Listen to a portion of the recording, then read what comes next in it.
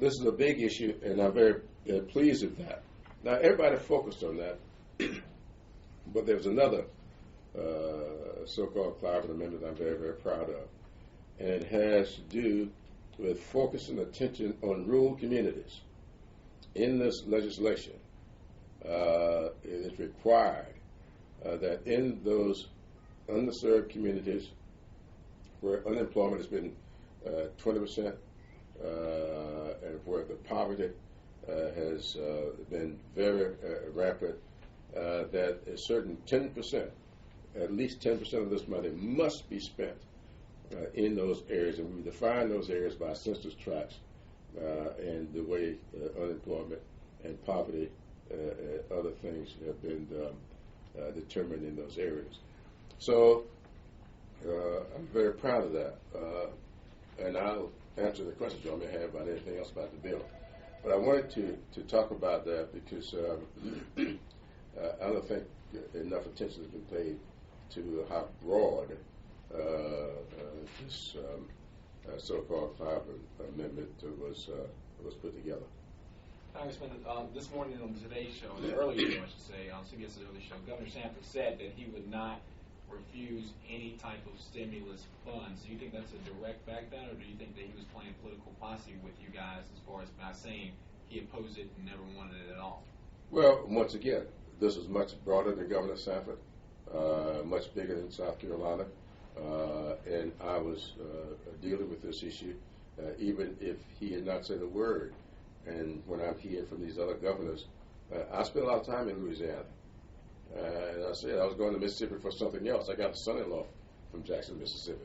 So I heard these things coming from Mississippi. I heard these things coming from Texas.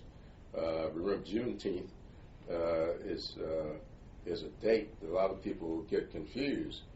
But Juneteenth is celebrated in the African American community because it was on June 19th that black folks in Texas found out that they were no longer enslaved. But it was not June 19, 1863. It was June 19, 1864, 18 months later, before they ever knew they were no longer enslaved. And so Texas, knowing my history, knowing Texas history, all of this, there was a slap in the face of African Americans, and so that's why I did what I did. It had nothing to do with, a little to do with Sanford.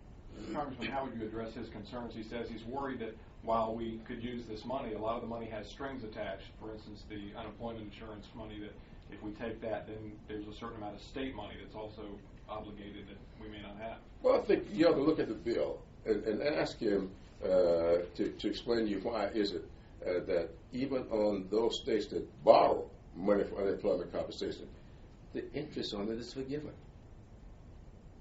This bill forgives the interest on the money. So the money they borrowed back before in December, the interest is forgiven. It's right.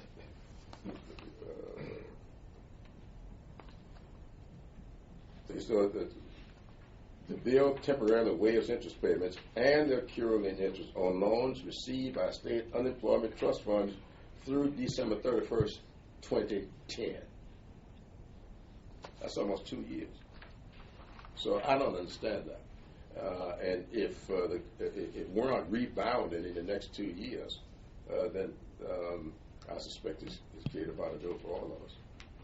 You mentioned that 10% for rural cities and communities. Will these communities, I'm really asking about the funneling of these funds, the process, will those cities get that money automatically, or will they have to? Yes, it's by formula. Okay. It is by formula. It's set up in the bill what the formula are, and that's where the money is meted out. And the various entities, it could be a city, it can be a county, it can be councils of government, it could be public-private partnerships. All of these things are eligible, and the money that will be determined by formula. I know here in Columbia they set up a war room. That's what the city, that's what Bob Cole is calling it. Do you think most cities in South Carolina are prepared to take advantage of this money readily? Because there's a time frame for getting the money and putting it into action, right? Or Sure, that? absolutely. You can't let the money just sit there. You know, one of the interesting things about this, when this thing first started being developed, they made it very clear that the monies would sit in the state for 120 days. If the state did not use the money, it would go back to the general fund to be redistributed to the other states. That's what was there. I'm looking at this as, wait a minute. The people of South Carolina are paying taxes every day. They are paying their fair share of taxes. And you're telling me the tax money will come down there. And if the government decides not to use it, it goes back up to Washington to be redistributed to these other states? Well, that's the most silly thing I ever heard in my life. There's nobody in the world else going to sit silent by and allow that to happen. So the money comes out, you got 120 days. You just can't sit on the money and decide I'll make up my mind by Christmas whether or not I'm going to use it. No. Obviously, a lot of this